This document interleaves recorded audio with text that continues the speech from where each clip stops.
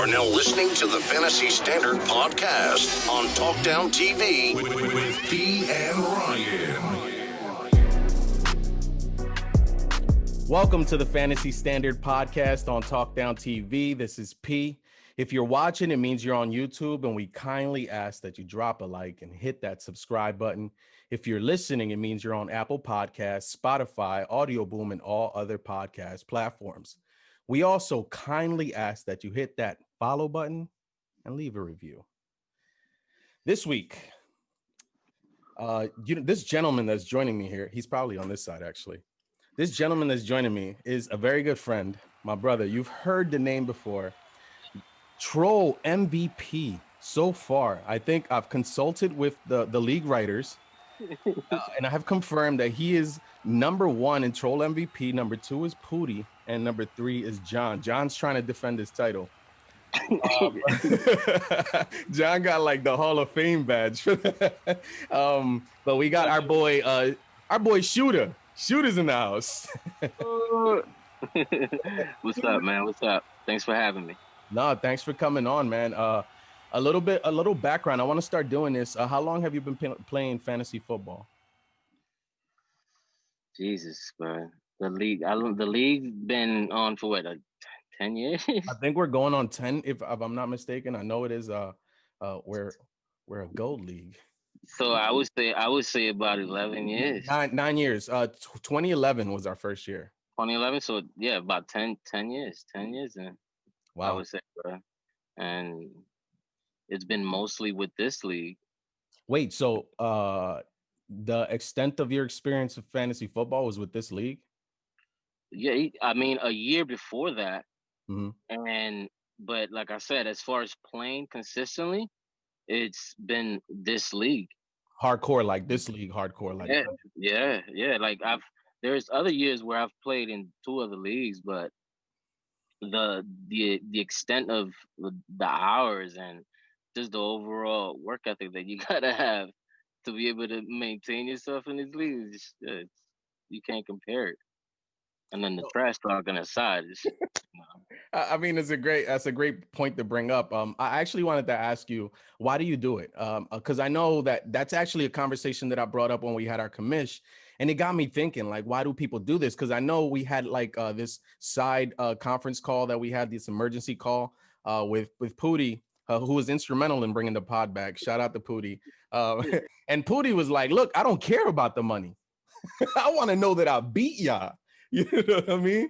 And Pooty's one of the unfortunate ones that still doesn't have a ring. My friend here, my boy Shoota here, does have a ring. He's got a belt. So why do you do it? Do you do it because, it's a nice thing to have this money? Or do you do it for the bragging rights, to know that you beat us in the league? Look, the money comes at the right time because it's Christmas. Right. But it's really not for the money. It just comes at the right time. The trash talking, bro.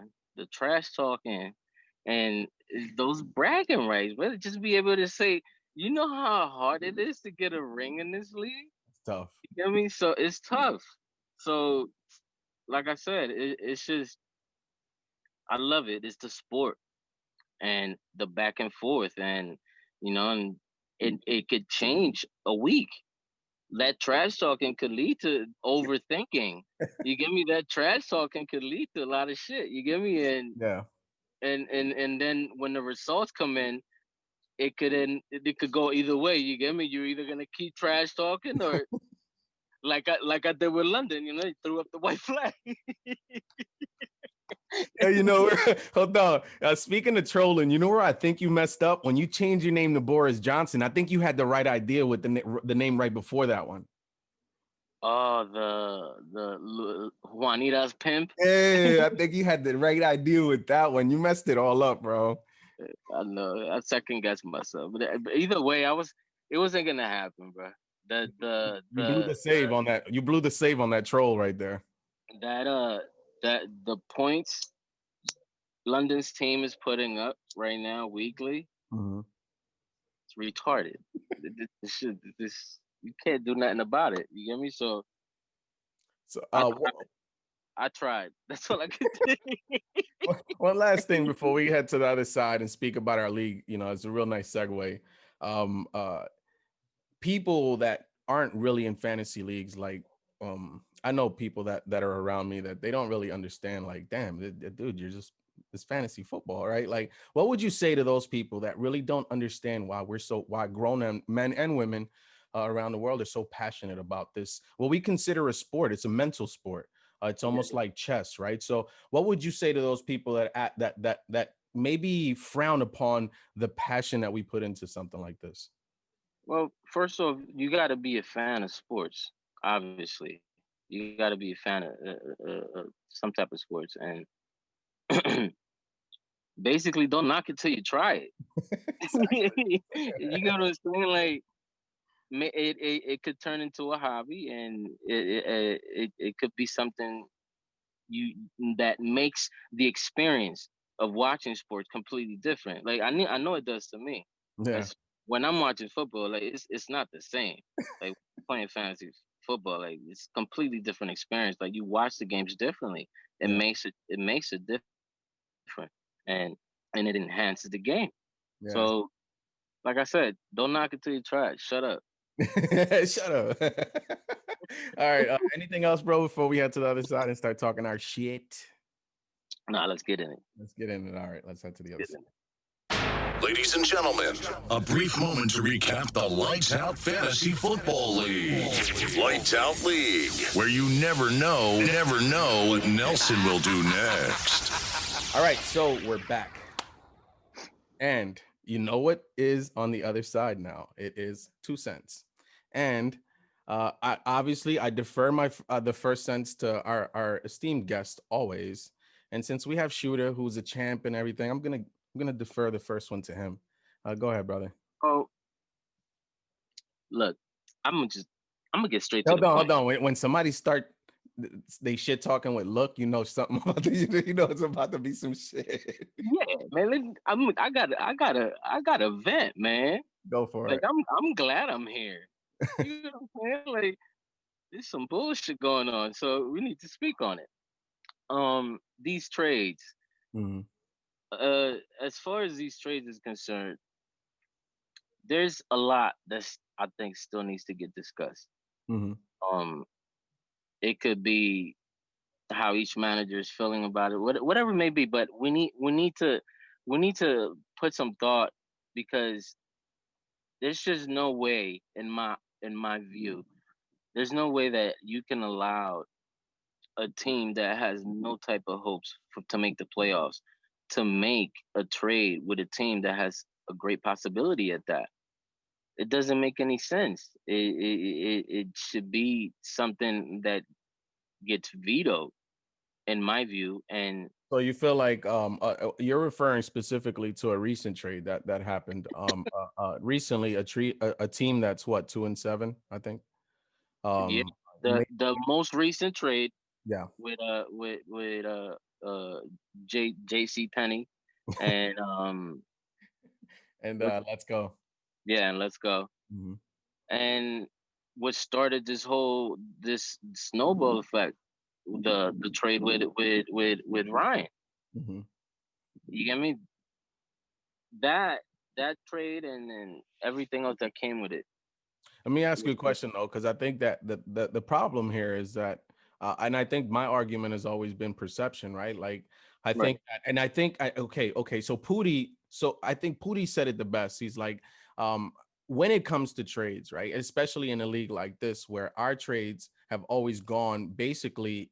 If you are a grown ass man and you negotiated with another grown ass man, it's getting accepted, right? Like that's been it for the last 2 years. That's been the extent of our process, right? Like Mike, obviously, our commissioner, he evaluates it, and I know that he does his evaluation, but I think it's more for his end, like as part of the process, right? Not because he's gonna like cancel a trade, right?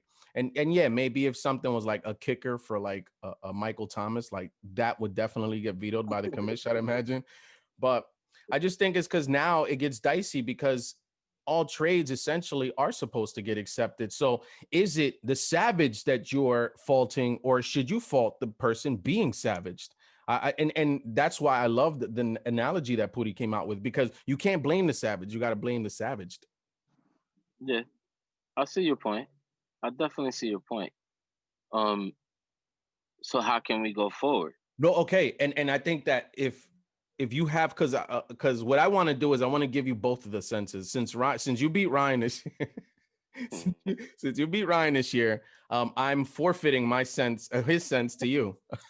So you got both of them, and I think this goes perfect into what you're asking. I think that what is the ideal way to handle trades? And obviously, this isn't a question for now. This is a question for next year, right? Future, of course.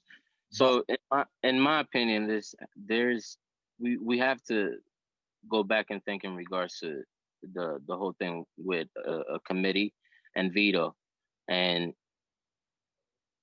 some type of um some type of way of being able to have at least half of the league involved in what's decided completely, because if we're gonna be having these type of trades at this time of the season, Mhm. it's affecting too much of the outcome. Yeah, You know what I mean? And we just gotta get on the same page and yeah. discuss it, and just have that another Zoom call. Yeah, no, I mean, and that's the thing. I feel like people maybe think that having a Zoom call is like more of an annoyance, and it's not. I think that for us to get it right, I think a lot of people are willing to do it as many times as it takes, right? So I think we need to apply the same energy, and we need to remember like how much it affects us during the season. We need to remember that and channel that in the off season, and let's have those calls and conversations in the off season. I'm sure Mike is like super willing to get on way before he has to worry about getting dues and all that stuff. Because I also want to lighten the load on the commish when it comes to something like this, right? Because I think that the reason we chose this trade process is because it's the least tasking on him too. Right, like before, man, you'd have to wait for people to like veto. Like, what if one person's out of the country? Like, let's go. Like, we don't know where he is, right? Like now he's active, but it just, what can we do to not, like, I feel like half the league, for instance, like let's say you threw that out there to have half the league there. Then when we have a trade, and when you make a trade, what do you want? You want your trade to go as fast as possible, right? I mean, yeah, that's the goal if it's approved, Right. obviously. Yeah. So I think 24 hours is fine for a process to process it, Exactly. right?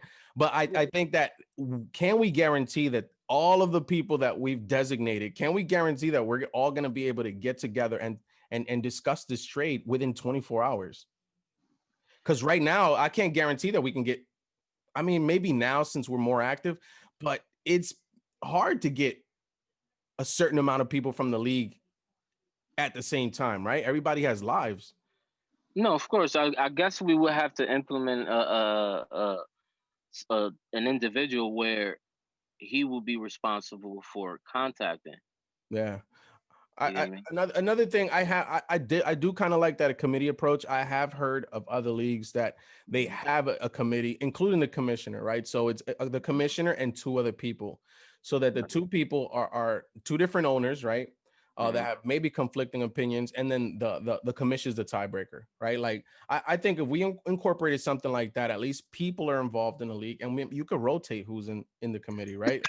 Like have a rotational where it's not the same people Point. that are working with the commish. You could do the rotation by year, or you can do it maybe by week. So I Yeah. don't know. I think there's a lot of ways to play with it, but we can get creative in the off season. But I agree with you. Maybe there is something to be said about some sort of a committed approach when it comes to trade. Although I don't mind how it is now. I just feel like maybe the trades. I don't know. As It's of like as of right now, of course, things will have to remain the same. yeah. But looking at it going forward, there's definitely room for improvement.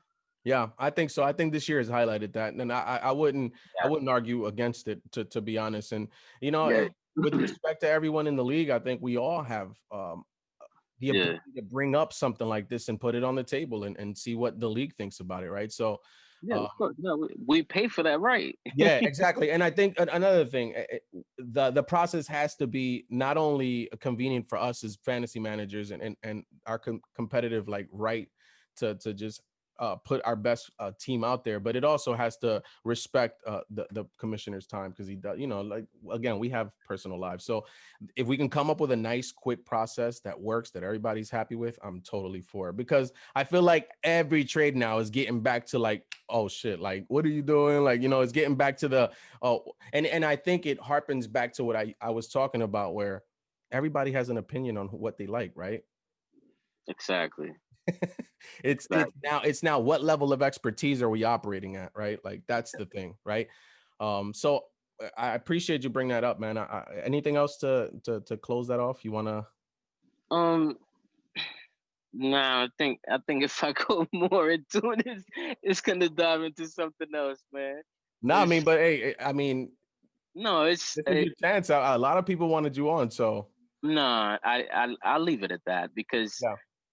The most important thing is just I we I think we have to agree with the fact that, like I said, there's room for improvement with that topic, and as far as the league is concerned, Mm-hmm. and we have to look into it. That's it. That's all I think about Would you say that continuing with the same trade rules, would that be like a deal breaker for you, continuing in the league? it. I wouldn't say that, because there's something else that also needs to that needs to be looked at, Yeah. and that's the fact that we need to strengthen the league. Yeah. I really think that that should be number one, and then the trade too, because if number one gets fixed, then we really wouldn't have Then I think naturally the second one is fixed, right? Yeah, I get exactly. You know what? And I like that, because I would much rather not change it, right? Like I would much rather not change the process, and trust that we're all on the same level, right? Like that we're all. That goes back to the point that I mentioned to you before. That trade with he hate me, it wouldn't have happened with anybody else Mm-hmm. in the league. Mm-hmm. You get me? Like there's at least 9 managers that you would have sent that trade, and they had, if they would have had Nelson's team, that trade would have been blocked. Yeah. You get me? Like it would have been much different. Yeah. And there's a point for that. You get me? Like you have to look at that fact. Like why is that? You Mm-hmm. get me?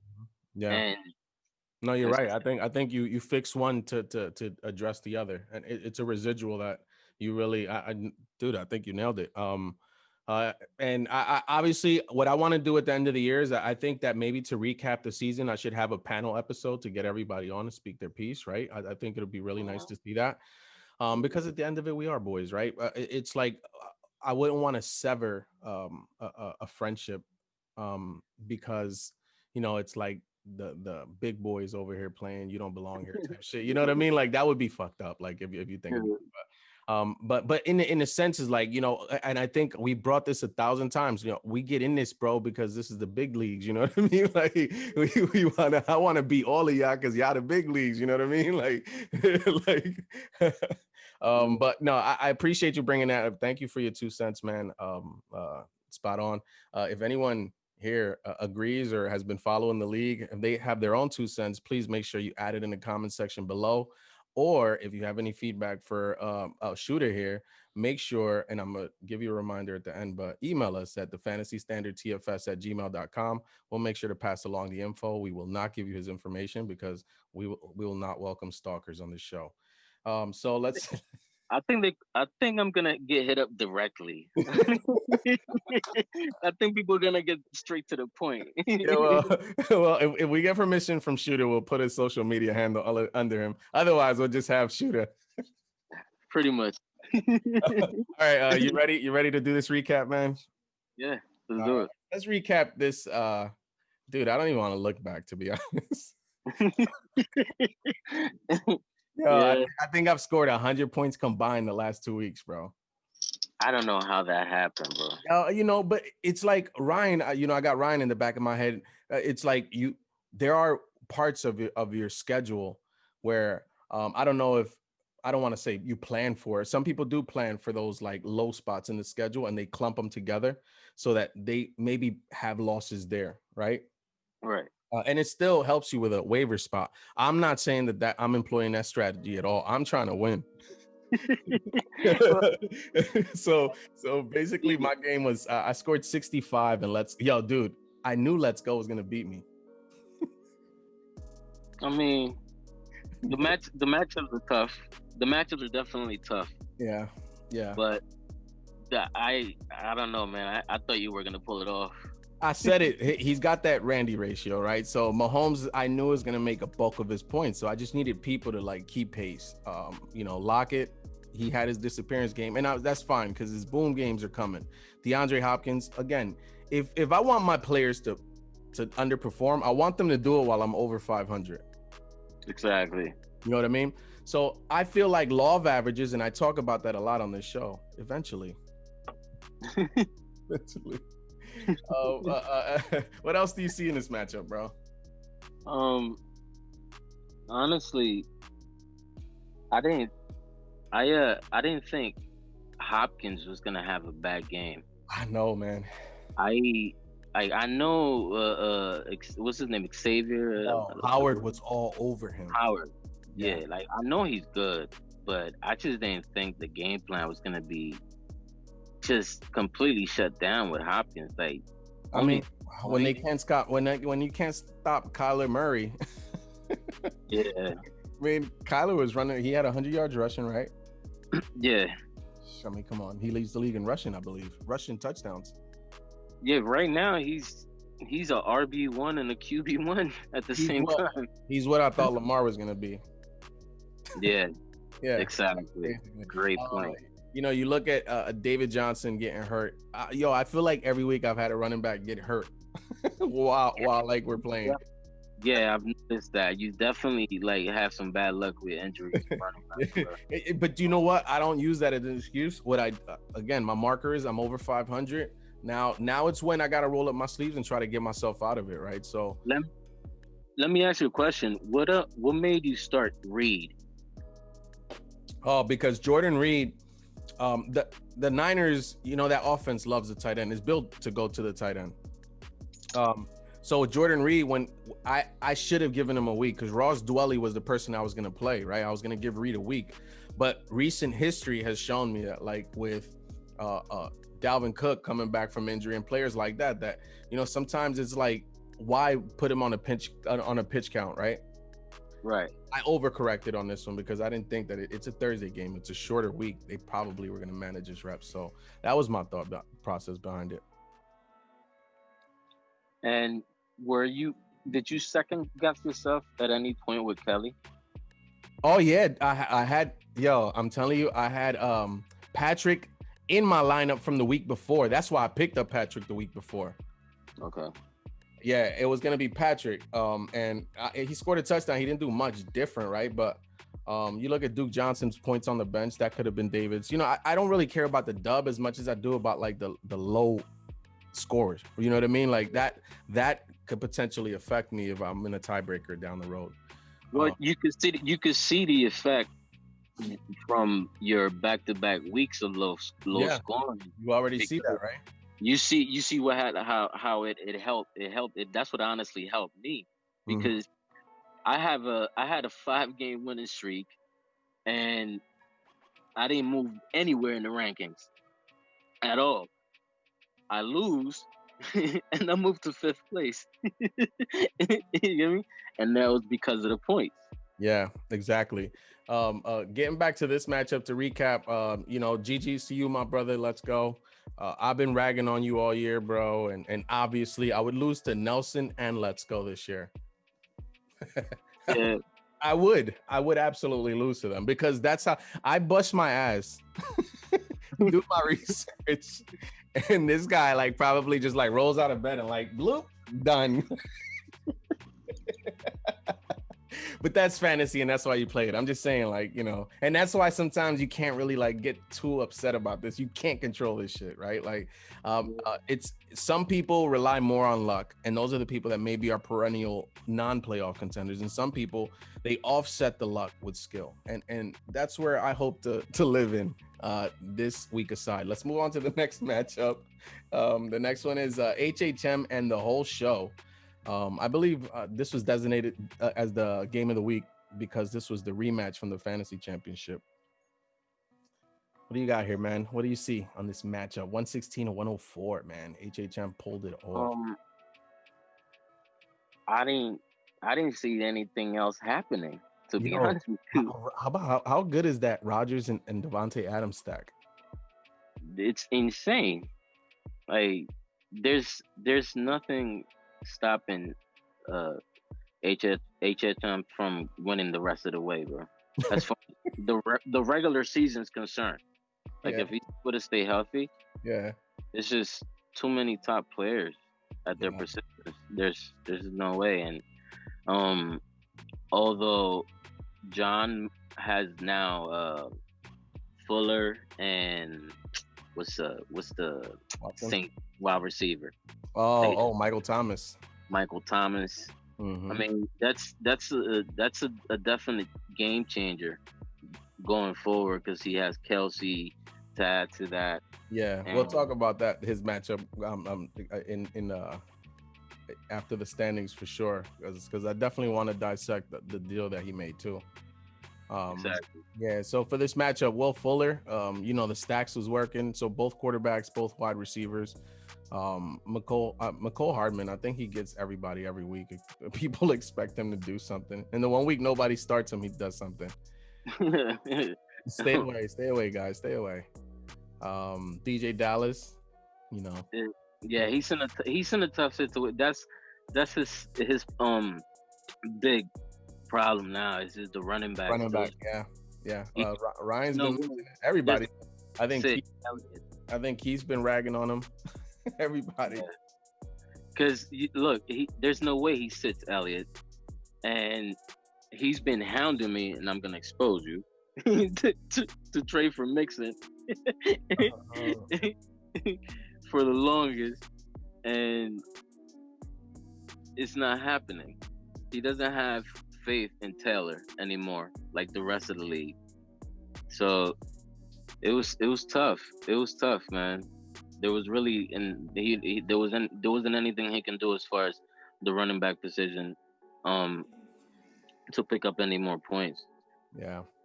I like the Mooney. I like the Mooney pickup. Didn't work out this week, but if you look at another person I wanted to mention before we move on is Antonio Brown.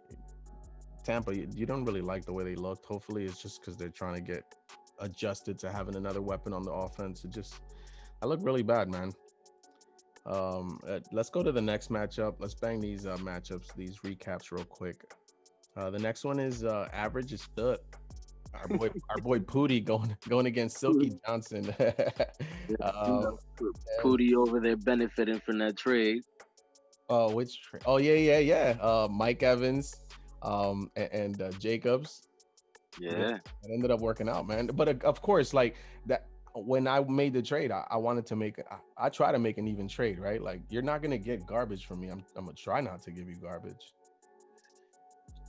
it was a good trade. Yeah, I try to make it a good trade, and he did It too. was. And to his credit, he did too. He's a fair trader, man. I feel like the one move that didn't work. Wait, so I'll be honest. I just yeah. think the timing of the trade was really bad for you. You think so? Yeah, because I don't know. But having to get those great players on a bye, Mm-hmm. that I don't know that W that you missed out on. It might be a difference in the end. Yeah, but I look back and it wasn't a dub because even with those players in my lineup, I lose. Correct. You know what I mean? So I don't really dwell on it. If Jacobs would have hit 30, you get what I'm saying? Jacobs would have hit 30 and Evans would have hit 20. I'd be like, damn, I would have won this week. You know what I mean? But I feel like a little justified in my, dude, I'm a gambler. I've always been one. I'm not gonna play it safe, right? Like, so it was a gamble, and I try to put my best foot forward, sacrifice a win, but hopefully I can stay afloat.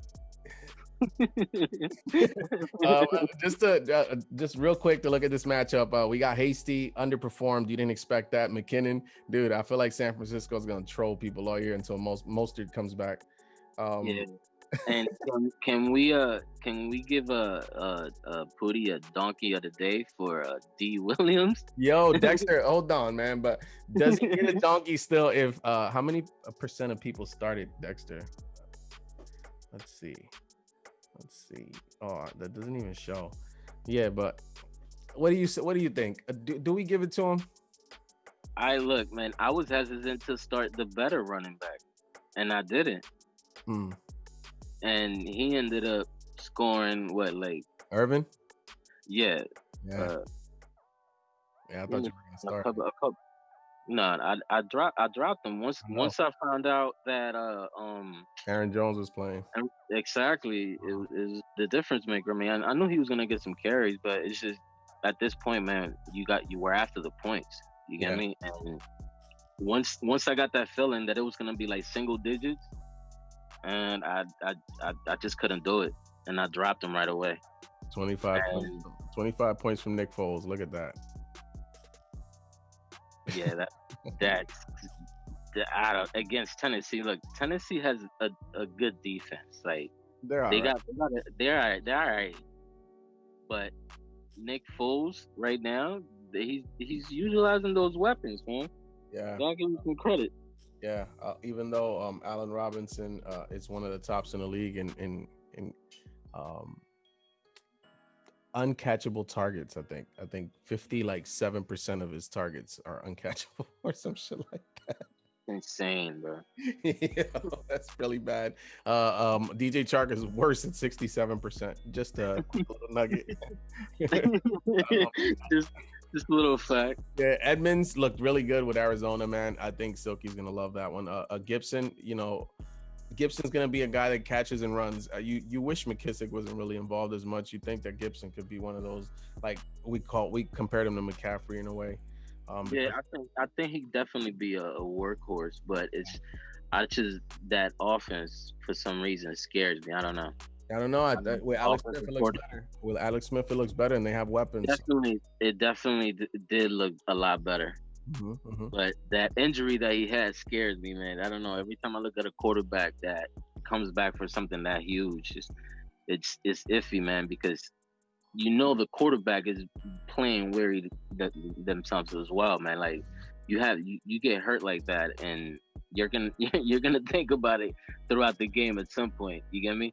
Well, the funny thing is that a former Washington quarterback had that same injury and never came back. They had to retire. Hall of Famer Joe Theismann had that same injury on the same leg. And Joe Theismann never come back, but I think advances in science, credit to advances in science and rehab and all of these different programs that people have to recover. I don't know. They didn't have Tommy John surgery before Tommy John either, right? Alex Smith wouldn't have come back and didn't feel like he was going to be ready. Again, the injury does scare you, but he looks good. I root for him, man. Of course. Definitely rooting for him, man.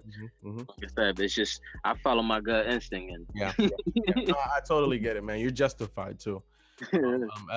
Before we wrap this up, we got Baltimore's defense, really nice grab, man. You can pretty much start them every week. Deontay Johnson, he looks like, man, you have Deontay Johnson and Keenan Allen when you start the year, you'd probably be like, these receivers, but they're actually pretty good receivers.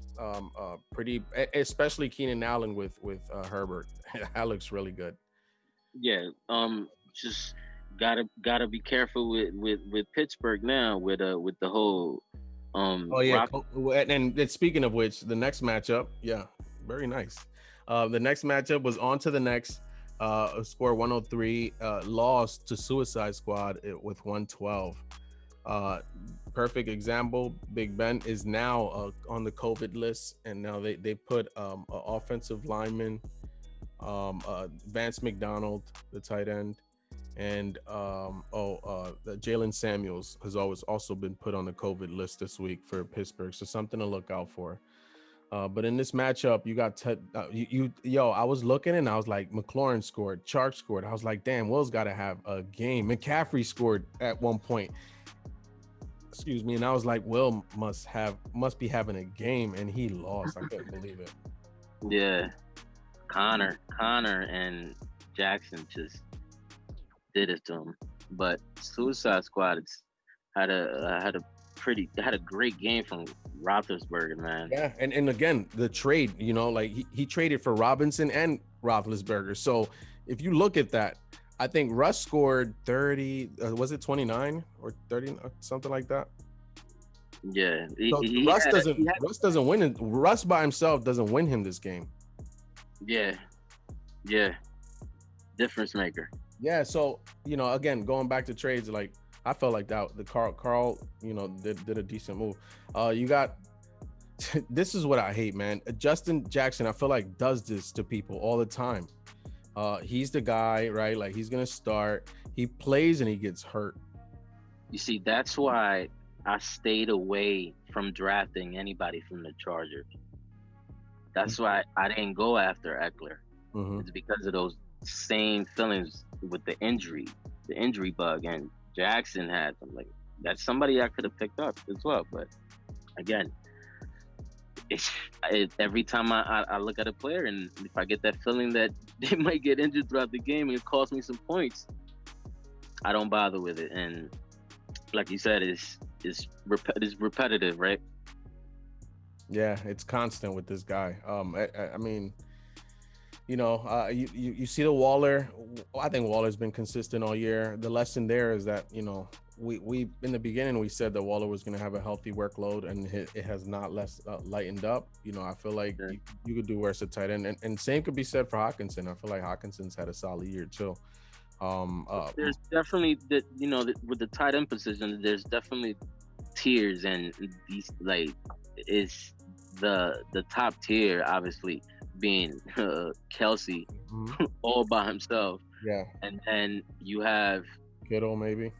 Yeah, when healthy. Mm-hmm. Yeah, definitely. And then you have would you add Waller and anybody else? Yeah, Waller and Andrews. Exactly. So after that, then it's hopes and dreams. Yeah. The thing about Andrews, and I'm noticing the last 2 years, obviously I'm noticing now because Ryan has him, but I don't like the fact that he's like either a 70 point or a 2 point. like I obviously again I would love to have him, right? But it's just like Waller, at least I know every week, at least the dude is gonna give me like 6-7 points. You know what I mean? Like he's not just gonna randomly like bam 2 point hold that. But no, but that's the thing about the tight end position, man. And like unless you have Kelsey on your team, you're gambling, because there's definitely gonna be consistency of at least 5 points from those players minimum. You know what? Let's move on to the next matchup, because I think it's a prime example of what you're talking about. The next matchup was Shoota. He put up 87 against London, who seems unbeatable. Again, is London undefeated in both of his leagues? I thought that's what I heard. That's the information I had. Yeah, last thing I heard was he had 14 wins. Jeez, Lord. Both leagues, that's insane, bro. What did he? In one season? What is your source? No. Yeah. But speaking of the tight end position, right? You got Gronk. It looks like Gronk is consistent. Gronk is gonna he's doing his thing. He's back. Bam, 0.2 points. Heartbreak motel, man. I've been there, bro. Tight end is one of the hardest to predict. Logan Thomas, touchdown at the consecutive. If you watch the games, the throws were definitely there. Like he still targets in the red zone. You get me? So the opportunities are there. 6 targets, exactly. So you like the target bubble he's in. He's within 6 to 8. The floor may be like the lowest floor is probably like 4, I would say, on average. But most importantly, the red zone, being able to get dots in the red zone at least once or twice in the game. That's guaranteed. You get me? 100%. And a team like Tampa Bay, you expect them to be in the red zone a lot, so that's a lot of chances. Well, we expected that game to be high scoring. We definitely expected Tampa Bay to keep up. Yikes! That was insane. Thielen and okay, so you didn't start Jefferson. Okay. You got Ruggs in there. Got it. Okay. Yeah, I definitely expected at least one bomb from him this week. I think he got the bomb. He just didn't connect. Yeah, and the touchdown was ruled out of bounds, and yeah, it's just overall shit show. Yeah, I mean, he catches that bomb, he catches that touchdown. You look like a genius. Exactly. I know how that works, bro. I know how that works. A lot of times it's, sometimes you just gotta like put the best players out there with the matchups you feel like they can exploit, and the rest, bro, you can't, do anything about it. I like the Drew Brees play. I like that you're finally trusting Drew Brees. But and I'm gonna be honest, is Chicago. Excuse me? Tannehill going up against Chicago. I get it. Yeah, and it's just the feedback that I got from a trusted source, and I'm not gonna lie, and I'll share it with you. And that person said, "You got to trust your players. Yeah, you got to trust the players, especially on prime time." Mm-hmm. So it rung, and I've stayed true with it. I mean, of course, you got to look at the matchups going forward, and if Tannehill it's having a better matchup, I'm gonna consider it. Yeah. But Drew Brees, prime time, never sitting his ass ever. I agree. That's the troll Breeze right there. Yeah. You look at Dead President's side, and Kyler Murray with 43, 3 passing touchdowns, 283 passing yards, 106 rushing yards. AJ Brown 101. Yeah, AJ Brown and DK Metcalf. How about having that tandem as your wide receivers drafted too?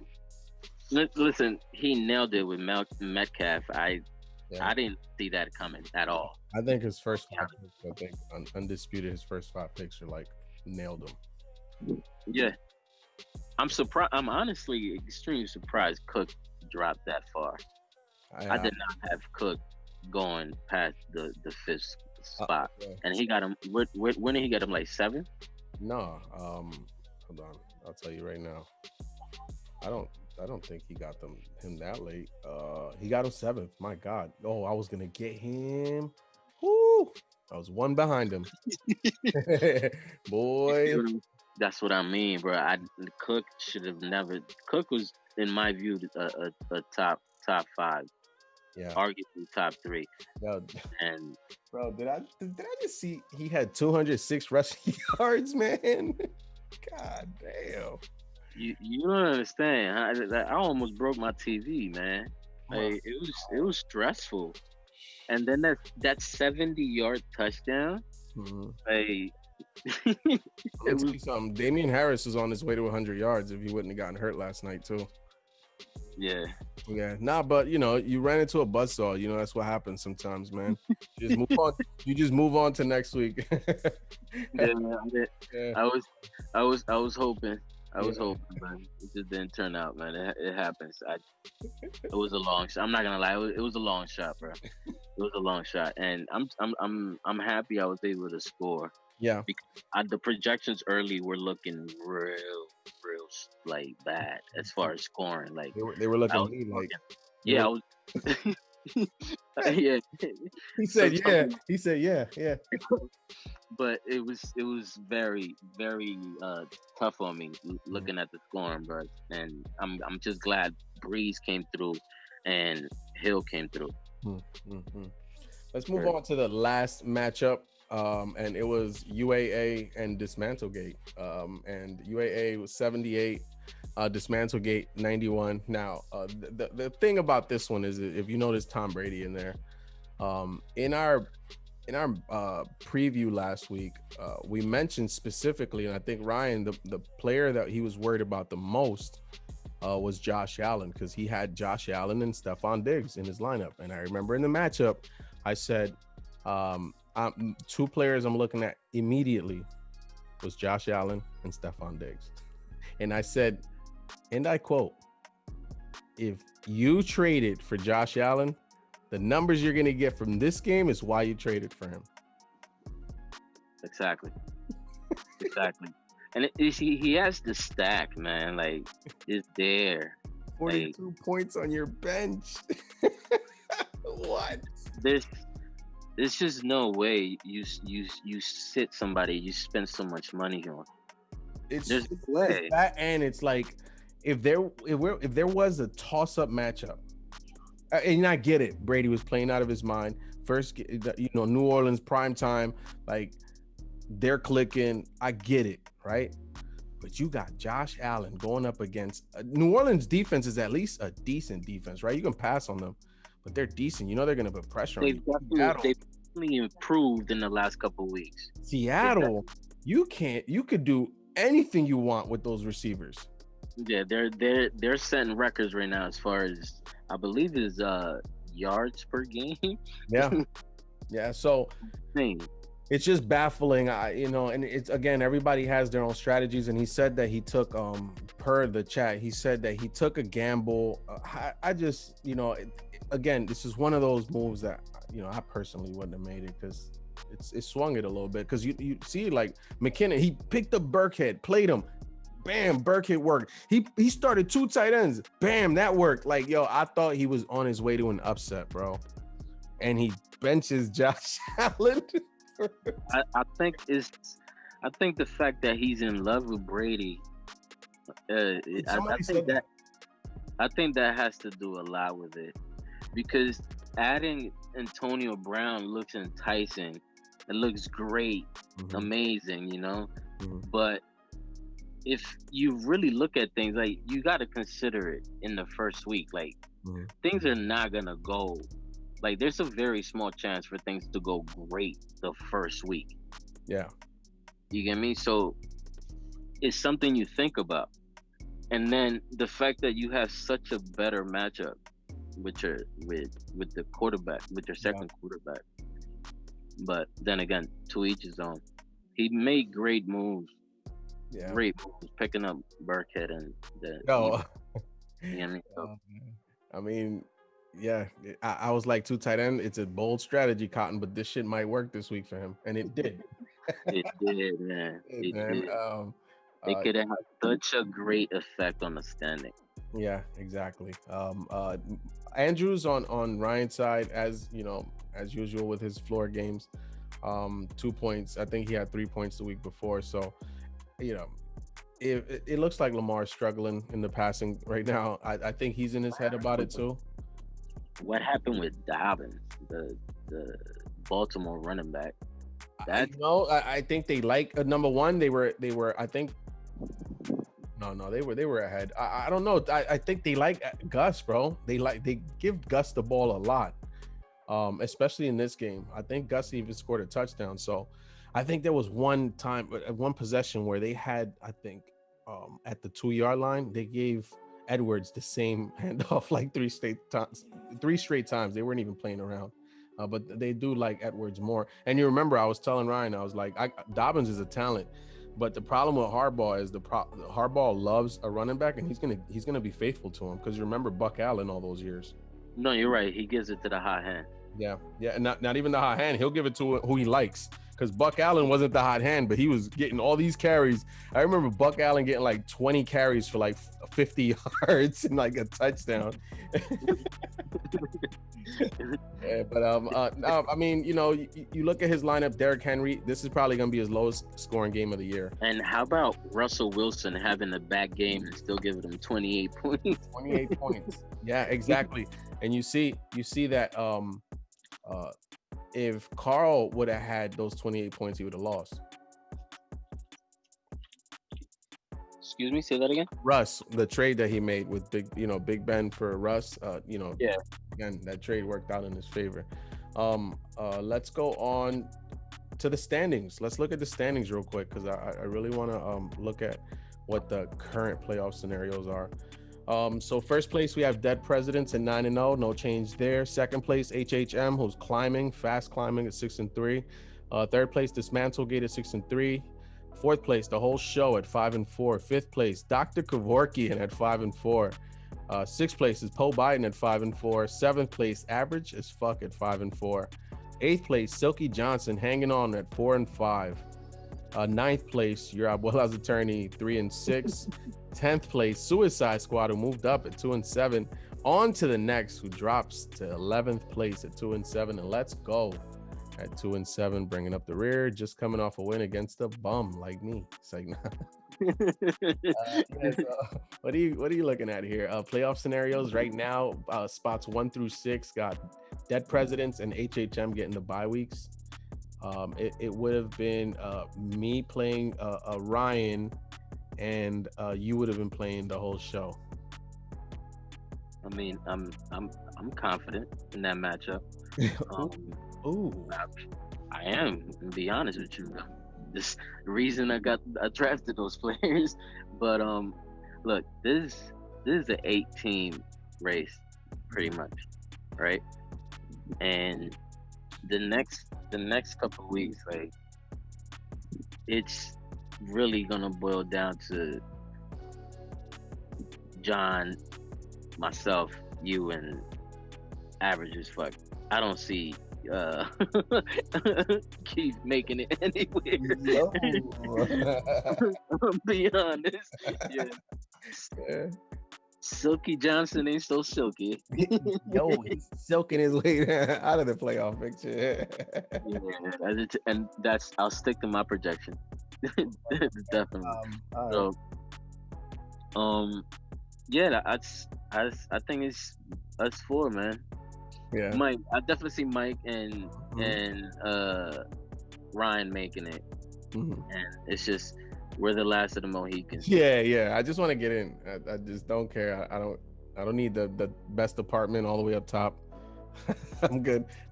Give me a studio with an alcove. I'm okay. Yeah, get the foot in the door, man. That's it, man.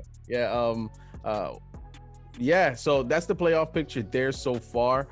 Points, again, we look at that. I think I put up 100 points in the last 2 weeks, and I'm still like 900 points basically. So that's why I always stress points.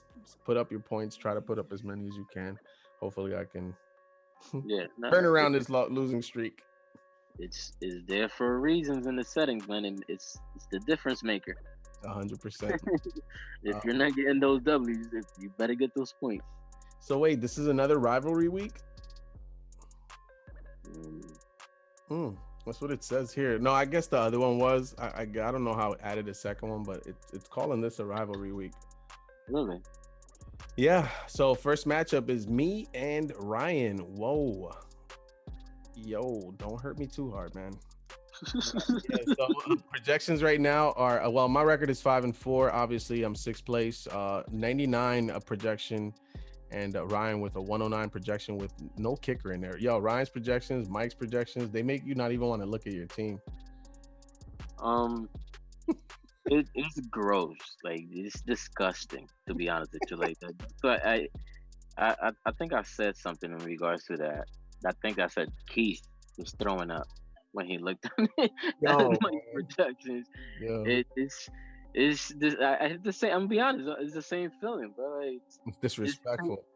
It's so disrespectful, and then you got two teams that are doing that with London, just doing 130 like it's nothing. I'm telling you, like, projection wise, it's always a Dead Presidents, HHM, and Ryan. Their projections be like in the 120s. I'll be like, dude, how do you get projected 120? Like, how is that even possible? But anyway, I mean, if you look at the matchup here, it's Lamar against Russ. The way New England's defense looked, I kind of like Lamar's chances now. But I mean, definitely if Gilmore doesn't come back. Yeah, I just think I honestly don't. I don't. That's been the worst that I've ever seen New England, to be honest. The last few weeks, this year. Yeah, I've ever seen them. I don't think they're very competitive, and Baltimore is going to prove it to them. You're going to see, man. Baltimore is going to punch them right in the mouth. Now, let me ask you it is a Sunday night game, prime time. I don't think Belichick's going to allow himself to get embarrassed. So, let me ask you this: do you think New England is trying to make the playoffs? No, or absolutely not. Right? Yeah, that's my same train of thought. That I don't think there's any chance that they're gunning for the playoffs this year. They're trying to get a good pick. If I'm not mistaken, when Lamar played New England last year, he torched them. You might be right. Hold on. You need to double check that. Yeah. Hold on. I got it right here. My stat guy just gave it to me. It's 37-20. Mm. Let me see what Lamar did in this one. What did you do, Lamar? Let's go look at you. Okay. So typical Lamar, 17 for 23 for 163 yards and a touchdown passing. But he had 16 carries for 61 yards and 2 touchdowns rushing. Yeah, that's when he was playing as a QB1 and an RB1. Yeah. Nah, but the passing, he only had 160 yards. That's what I've been getting this year from him. If you look at he got Russell Wilson. I have Tyler Lockett, so I feel better about maybe capping a little bit of that. Well, I think, to be honest, Metcalf is gonna gain some attention from teams now. Ramsey and stuff, yeah, they're gonna try to shut him down. Like, there's no way that they keep allowing him to disrespect him like this. Yo, but you know what? Last few weeks, Trey White was on him last week. Before that, it was the number one. Like, he's been getting the number one corner. Yeah, but I think they're gonna add another player there. There's no way. He's looking like Megatron, bro. Yeah, he's looking unstoppable, bro. It's just bad. Yeah. One player is not doing it right now. Yeah. As far as Judy, that's a great pickup. 100%. For Ryan, great pickup. I'm mad I didn't go after. Well, the reason I didn't is because I had Patrick. Right. Yeah. Right. Robinson against Minnesota on Monday night. Robinson. That's a good matchup, man, because there's like a gazillion cornerbacks that are hurt on that Minnesota secondary. Yep. So he's definitely gonna get some points. Mm-hmm. Hopkins, what do you think? How confident are you in your top cornerback in Buffalo? Well, I'm very confident in Trey White. The thing is that they don't move him around much. They don't seem to shadow him as much. Although last week I saw him shadow more than I have before, but he doesn't really move around as much. So the last 2 times Hopkins has played against Buffalo, he scored a touchdown. So I think Arizona has enough weapons and has enough firepower to maybe go at least put up some points against Buffalo. I think the over-under for this one is probably like at 50. It should be. And if it is, then I hope to get a touchdown, because if you look at Hopkins the last few weeks, he hasn't scored a touchdown since. Oh, he's definitely due. Yeah, so he's due. He had 3 targets last week. He'll never get lower than 6 targets the rest of the year. Yeah, definitely. Yeah, so I feel good about him. David Johnson, I have Duke on the bench if David doesn't play. Cleveland's run defense has been a little suspect lately, so I feel a little bit better. I don't feel as good as he should feel about his running backs, obviously, because Aaron Jones against Jacksonville, that's gonna be a doozy. Well, he has 2 RB1s in my opinion. Yeah, 100%. And Galladay, is he gonna play? If he plays, it's gonna be scary. I have Patrick in there and Tucker, so I have Reed in there. I think I'm going to keep Reed. I actually like how Jordan Reed played when he started last time and against New Orleans. I'd imagine they're going to need points.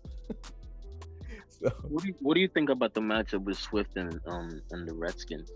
I think Swift is one of those running backs that really doesn't matter the defense they're playing, because he's involved, right? Like, if they're down and it's a tough run defense, then they're going to pass it to him. Like, last game was a microcosm of what type of games you can expect from Swift. I think he had, I know he had 13 carries for 64 yards, right? So he led the team in carries, and then I think he also had like 5 catches for like 40 yards.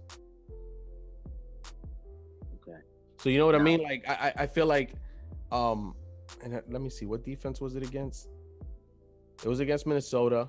Not a great defense, right? But I just feel like he's one of those running backs, man, and they're still getting number one. The last 3 weeks, they've given him the most work in the backfield. You like that, right? Of course. And number 2, he's got that home run ability. So all I've wanted from him was 15 touches to begin with. So, But see, my thing is, what I've noticed with him is, if he faces a tough run D, then it's a low scoring game. Yeah. I think if you look at the stat sheet, that's what it tells you. But then you also have to gauge the fact that, number one, his value right now, well, earlier in the season to the team was strictly as a third down back, strictly as a pass catching guy. Correct. But if you look at it, since the bye, they've giving him the most carries. Even that 6 carry game, that was the most carries of anybody on the team. Right.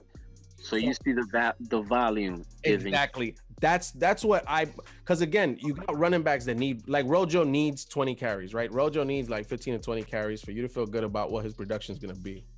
Swift isn't that guy. Gotcha. Right? But if they're giving him 10 to 15 touches, I'm going to take my chances as an RB2. And obviously that's until Mostert gets back. So who I'm hearing he might play this week. So if Mostert plays, I feel a little bit better, but I'm great. Yeah, absolutely. But I'm gonna go with Ryan on this one. I'm just trying to stay at 500 or within 500 to at least that last playoff spot. So I just hope to put up 100 points on this one. Yeah, get those points, man. Who you got? You got Ryan too? Dude. Yeah, honestly, the numbers say yes. It's right. Ryan. Yeah, but it's just, listen, Judy's going against the Raiders. Mm-hmm. He's gonna get his points. 100%. Russell is not having another game like that. Henry, I don't think Henry's gonna have a beast of a game. Mm-hmm. You know what I mean? Aaron Jones, how healthy is he gonna be? Right. You get me? Healthy could be a factor. And then Andrews could be shut down by New England, being how Belichick always shuts down the best player. Right. So it could tilt your way. I just need a few things. I would need more things to break my way than he would. Yeah. No, that's why I pick him. But I see what you're saying, and I hope it goes that way. God bless you, brother. Let's go to the next one. The next one I got here is HHM and UAA. Whoa. Oh, Josh Allen's in there now, right? Yeah. Whatever.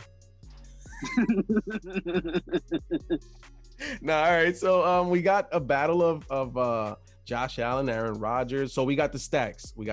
Again. So we got Josh Allen against A-Rod and Devontae Adams and Stephon Diggs. Wow, that's pretty good.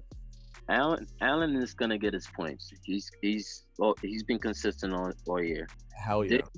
Diggs is gonna get shadowed by Peterson. That doesn't matter. That maybe. I don't. You think Diggs is still gonna have a good game? You see what he did against Miami, or against the Rams, or against Tennessee, or against Las Vegas, or against everybody, against New England, or against Seattle. Like, this dude's getting at least 10 targets a week. He's getting the targets. 86 yards, 156 yards, 49 yards and a touchdown, 115 yards, 106 yards, 46 and a touchdown, 11 targets, 6 catches, 48 yards. That was against the Jets. They didn't even need him.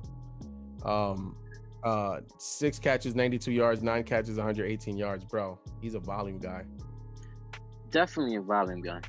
I just, like I said, I usually go with my gut. I don't see a game where he's a difference maker. Nah, and I think that Stephon Diggs wide receiver 1 is different than Devontae Adams wide receiver 1. Devontae Adams is a guy that can put up 20.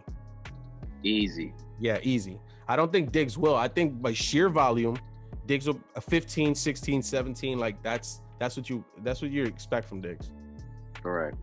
Got you. No, I agree with you 100%. You see Godwin's back in the lineup for our boy here. So no Antonio Brown. Yeah, we'll see if the second week you can see a difference in how they're trying to implement Brown into the system, because it definitely showed that with him being there now, things didn't look like they were clicking at times. Yeah. During the game. I don't think Brown is the receiver for them to be throwing the ball 40, 50 yards down the field. 100%. I was surprised with some of those the way that they were using them, but I also feel like it's just working into the game plan just so he can get used to the playbook. I think they'll figure him out. Kamara and Hunt, that scares you. You know, that backfield is really good. Kamara against San Francisco. Which San Francisco team are you going to get? Because if you're going to get the one with the backups. Yeah, I mean, Kamara, come on now. Yeah, Kamara, come on. If he doesn't get it like rushing, he's gonna get it receiving. Like, it's insane. Yeah, Brandon way, Cooks, man. The only thing that could stop Kamara is an injury, and that's it. Yeah. Henderson, he got Henderson against Seattle. Seattle's one thing they can do is stop the run. So who knows? It's a division game. Henderson might like run into one. He's like the preferred red zone guy anyway. He has a questionable tag, so yeah, I know that he was hurt prior to the bye last week. So maybe the bye brings him back fresh. You got Ebron, you got McKissick going against Detroit. Maybe McKissick does a little noise catching. Dude, McKissick's floor and ceiling are the same thing. So yeah, I got Mike in this one, dude. I can't even like. I don't even get. Why are we wasting our time? Yeah, I can't even. I was looking and I was like, wait, we're still on this matchup. Yeah, man, like, the next matchup we got average as fuck. Our boy Pooty going up against the whole show. A pair of 5 and 14s. Pooty is 7th, and the whole show is 4th. Man, whoa, no quarterback for average as fuck. Looks like he's gonna stream again. No, this game is huge for Pooty because I just sense the amount of trash talking that's gonna come from this. Oh, this is part of the MVP race, the troll MVP race right here. So he's gonna go in, and I could tell you right now, what that stack that John has with Watson Fuller, yeah, it's gonna work for the rest of the regular season. You know what I mean? Yeah. As far as Pooty, picking up Brown was great, a great addition, man. 100%. Woods, I don't know. Has he been consistent for him? Yeah, he has. I think he had 20 points his last game, and it was against a tough Washington team too. So no, Miami. It was against Miami. He put up 21. Miami, yeah, and he has Jacobs. Taylor, it's a huge question mark for me right now with Wilkins getting involved so much more. Yeah, and Hines too. Hines still catching the ball, and they say that the coaches are confident in Taylor, but I just don't see the volume there since so many of the running backs are being used. Damn, he's starting Malcolm Brown too, bro. I just noticed that. Damn, shit is rough over there. Yeah. Wow. Yeah, that's I know. But he made a trade, right? So that's okay. So he made a trade. The second wide receiver spot is gonna have a Michael Thomas. Of course. He's sending Cooper Kupp. Excuse me. So he's sending Cooper Kupp. I had to clear my throat because I'm about to say some crazy shit. So Matt Ryan is on a bye week. Exactly. The guy that traded for him, his starting quarterback's on a bye week. Yep. All right. But damn, John. Yeah, the whole show might lose this one. I don't know. Look, I don't know, man. Yeah. I don't think he's gonna win either. I think Pooty could pull this off. The key for me to the whole show is that what you highlighted immediately as soon as you started talking about his team, that Watson and Fuller stack. Yeah. I honestly think for him to have a good chance this week of winning, Watson and Fuller gotta go off. Like, Watson gotta get him 30 plus, and Fuller gotta get him close to 20. You know what I mean? Like, or over that. Like, they gotta go off. That's the only way I see it, because he's not gonna get anything from Taylor. Oh, Nick Chubb might be coming back this week. See, that's a different thing. Wow. Okay, that changes things. Okay, average. I see you. Not so average. Not so average. Yeah. So on this one, I got average as fuck. Johnny boy, you already know why, man. Look at your running backs, bro. That just looks crazy. Yeah, question marks. Who you got for that matchup? Oh yeah. Pooty taking this one. All right, that's a sweep. Sorry, man. The next one we have here is on to the next. Our boy Will, facing Silky Johnson. Will, I think, has already packed it up. I think he's on to next year. I don't think he feels he has any playoff aspirations, or maybe he has playoff aspirations, but he might not make it. 102 to 96 is a projection here. We got Cam Newton back in the starting lineup for Silky Johnson. Okay. Unfortunately for Cam, he's facing Baltimore. Yeah. So the chances of him having any consistency with what happened this past week are very slim. But it is a Sunday night game, primetime game. Will we get like that, Cam that wants to show off? Who knows? Yeah, maybe. Yeah. Not happening. Not happening. I see Wentz having a way better game. Oh yeah, against the Giants defense. Yeah, the Giants do have a good defense. They're pretty good. I just don't see him. I don't see Cam outscoring Wentz. There's no way. I got you. Yeah. No way out of it. As far as Keenan Allen, what has Keenan Allen done in the past against that cornerback in Miami? Howard, I don't even know if he's up. When's the last time the Chargers played Miami? I think that's what I have to look at. LA Chargers versus Miami Dolphins. When's the last time they played? Wow. Probably too long ago. Yeah, well, I could find it. It's just it's probably here it is. Okay, so the last time they played was they played 2019. Really? Oh, they played in September last year. Look at that. Let's go look at the box score real quick. Let's get you the numbers you were talking about. Of course, a pop-up would come up. Did pop-ups still happen? That's still a thing. It's a business, man. What year is it? 2002? Yeah, I couldn't do shit with pop-ups back in the day. Okay, we got it. Oh, we're here. We got numbers. Okay, so Phillip Rivers was the quarterback. Eckler had a touchdown. Keenan Allen, 5 catches, 48 yards. Interesting. He had the catches, didn't do much with it, basically. Right. So it's safe to say it might happen again. That Miami defense against a rookie quarterback like Herbert, that might not be again. And another thing, I think that another thing that I mentioned last week, you got a West Coast team going to play an East Coast team.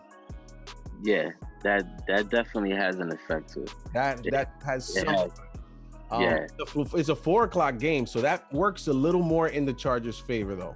Just saying, because that's kind of like 1:00 on the West Coast. But still, it's something to know. Edmonds, I love the Edmonds against Buffalo. Buffalo's run defense, if there's one place maybe you can exploit them, is a running back like him that can catch as well. Gibson against Detroit. You can start all running backs against Detroit. They're trash. Yeah. McCaffrey, he's gonna do what he does. He has a shoulder injury. But he's injured. Yeah, so it's either McCaffrey or Davis. And you could do worse than Davis as a backup, right? I mean, Davis is amazing. And then he has Carson that might come back. Yo, exactly. Damn, it might be too little too late though. He should have I'm telling you, he should have traded Carson, or he should have traded one of his running backs.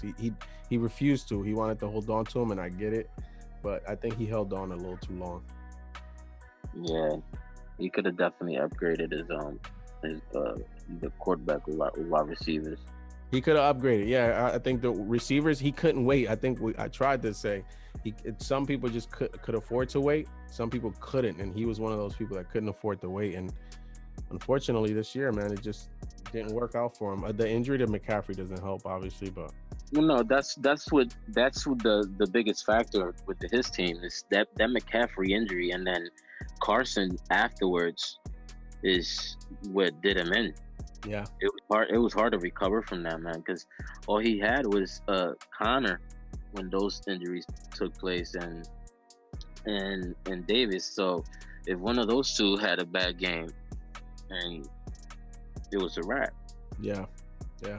We got DJ Moore, who's I think had disappointing performances the last 2 weeks. You, if this is the week you expect him to turn it around, bro, you're gonna be waiting. I mean, home against Tampa, division rival, right? So maybe they get to play better against them. I just, Tampa just got blown out. I wouldn't want to be the team to play Tampa this week. Yeah. And that's another thing. You got McCaffrey going against Tampa. Like, don't let what happened with New Orleans last week fool you. Tampa's a good defense. Yeah, definitely. Definitely. It's just things didn't go their. A couple of plays didn't go their way, man. Man, so for this one, I'm gonna pick. I'm gonna pick Will. I don't. Yeah, you got to take into account the fact that Roethlisberger might not play. Yeah. You know what I mean? So Juju's like the third option on that team anyway, man. Exactly, which is why I traded him. Hey.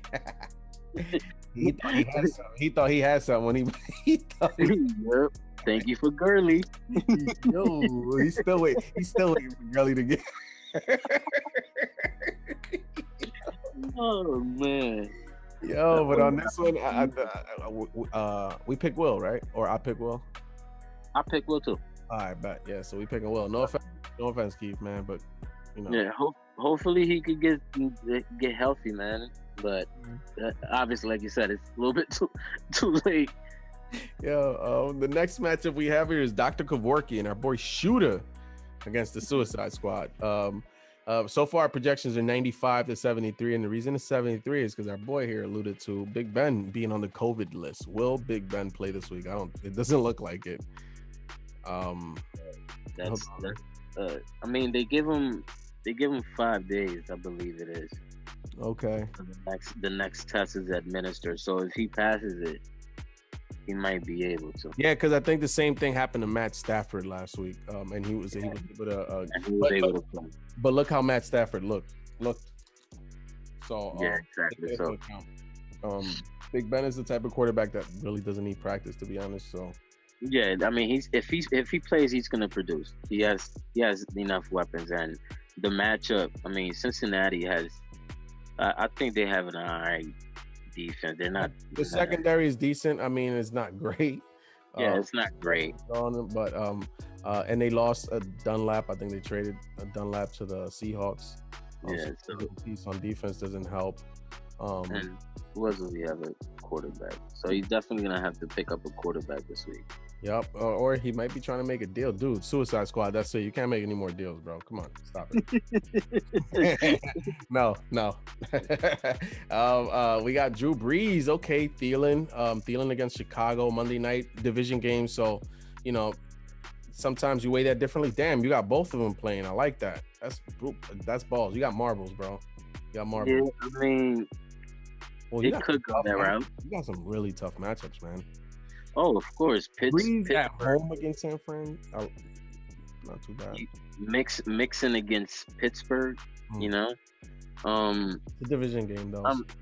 Yeah, we'll see how it goes, but it's definitely looking like it might be another low scoring week for me.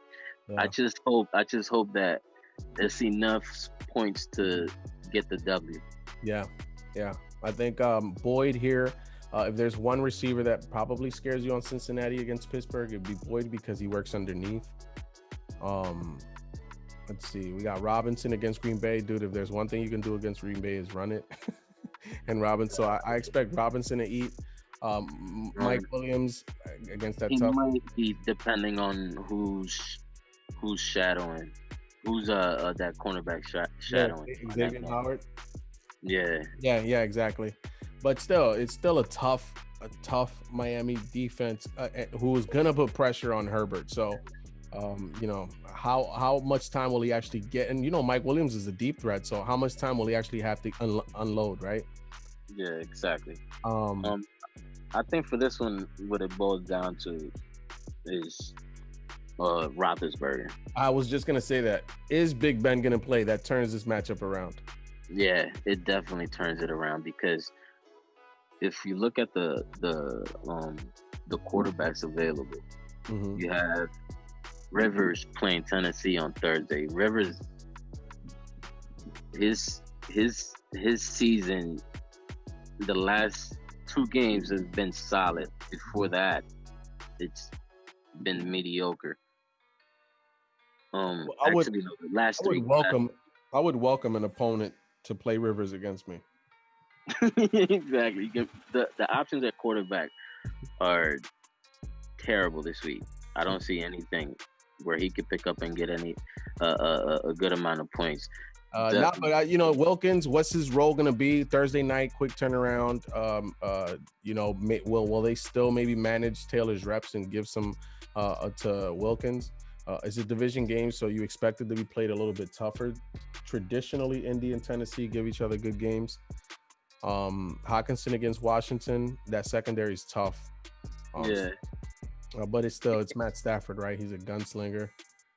Yeah, I as far as the matchup is concerned, for me to get this W, I need Mixon to score. Yeah, I would say Mixon, and I think that you need a big game from one of your two Minnesota guys. I'm talking about like you need a big game. You need like more than 15 from one of them. Yeah, somebody has to go off. Yeah, It's do or die. And low key, my under the radar player, if I want to throw a bonus in there for you, is Philip Lindsay.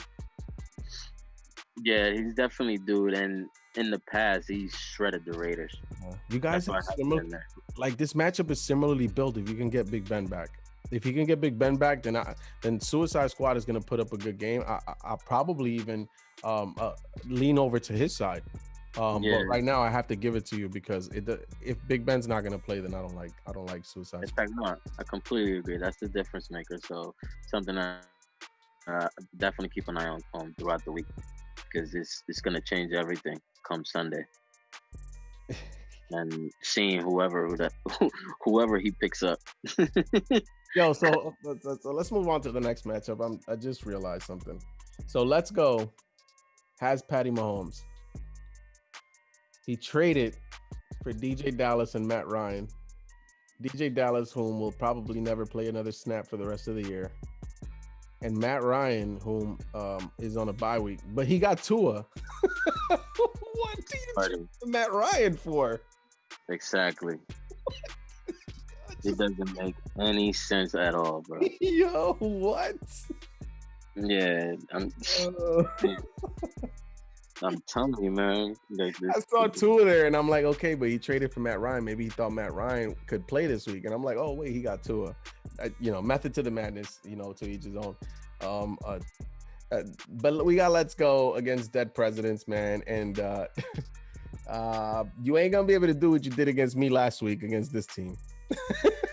not against this team. Yeah. Do we even need to keep going? No. Kyler Murray, AJ Brown, DK Metcalf, Dalvin Cook, Miles Sanders. He's gonna throw in You're a bully, London. You're a bully. He's getting Miles Sanders back this week. And it's scary because you look at his tight end and his flex, like he could leave those spots empty. I mean, to be honest with you, he probably could. He could probably throw a kicker in there and it'd be good. But then again, we'll see because injuries could happen. Yeah, but Dead Presidents is winning this. Yeah. Oh, yeah, definitely. To the bank. Take that to the bank. All right. I mean, sorry, that's as much analysis as you're gonna get on that particular matchup because it's just not worth it. I'm sorry. No, it's not. It doesn't make any damn sense. No, it's not worth it. You got no, dude. Hey, you got through it. That's it. I think we're finished. Really? Yeah. Round of applause to our boy here for getting through the podcast episode. Appreciate you coming on, man. One thing that I didn't notice that I told myself I would not mention was the fact that you had the biggest blowout. I had the biggest what? Blowout. Oh yeah, man. That's thank you. You're evil. I just want to say. I said I wouldn't mention it. I told you I wouldn't bring it up though. But you still did it. Yeah. So if you look on the episode, if you look above me or probably below me or probably like next to him, you'll see the score. Yeah. Thanks. Brother, is there anything you want to say? I'm sorry, go ahead. What else did you expect, man? I was playing London, bro. Yeah, dude. I mean, shit. I got blown out by. Yeah, I was counting because I got blown out by Let's Go. I was like, shit. I can't be the biggest blowout this week. No, not this week. Yo, you wish that ass whooping up on me, man. That's well, I appreciated your ass whooping this week. I appreciate it. Thank you, my brother. Thank you. Real, bro. Yo, that's the one thing, bro. I can't be on this show and be on the biggest blowout, bro. I should have 1 week later, watch. 1 week later, yo, I just fucked my whole shit up. Yo, I'm just happy that I was able to score enough points on it. Exactly. I think the 89 is dude. I had 49 last week and 60 this week that passed. Yo, I told Ryan because Ryan was like, "Damn, I'm not getting many points." I was like, "Bro, you at least gonna get 100." I was like, "Bro, I put up 49 here." Like, you did? I was like, "What you mean?" Yeah, I did. Like he didn't see that. Yo, my brother, I appreciate you taking the time. I know that you have your things that. And I know this is late, but we really do appreciate you jumping on. I know a lot of people was asking. Is there anything you want to say before we send you off, or anybody you want to shout out, anything you want to leave the league with, or anybody with, for that matter? Listen, I don't want anybody to get offended or take anything the wrong way. And all. Just trying to get the league to get better and improve, because at the end of the day, the league gets better and things just get better for everybody else. It makes the league a lot more fun. You get me? And when we have certain things to happen to take away from the fun of the league, you get me? It lingers. You get me? It leaves a bad taste. And I just feel like let's go forward and think about how we can save us from that. Yeah. You get me? And just fix it. It's all a conversation. That's all it is. Yeah, I think that's the best part, right? I think this league has grown. I think this year we've at least had a willingness to get to the table and have these conversations, right? And it's not perfect. And I hope that maybe this podcast, rather than it be a lightning rod for controversy, it could be a hub for getting these things out in the open and spoken about, right? Because the next few weeks, I have the next few managers coming on, and we can just get their perspective on things, right? So I do appreciate, again, you coming on and sharing your expertise, man. I really do. I think that you're one of the best managers. Wow. Obviously, a lot of these managers, we're fortunate, we're blessed, man. I think so. Likewise. Yeah. So likewise, my man. Former champ. Thank you for joining us here at the Fantasy Standard.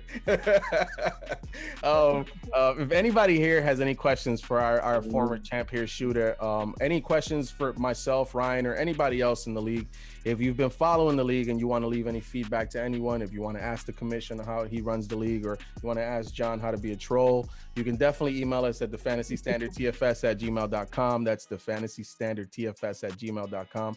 Again, you can reach out to any of us. My social media handle will be right under me. If you want his, wherever he is, you can actually reach out to me and I'll give it to you. It's at Ryan Rodriguez. It's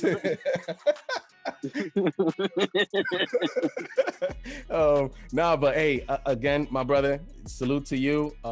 Thank you for joining us. I'm sure that you'll join us when we do in the future, when we do more shows. Yeah, man. Definitely, man. So everybody out there, stay tuned for Shoota. And on that note, peace.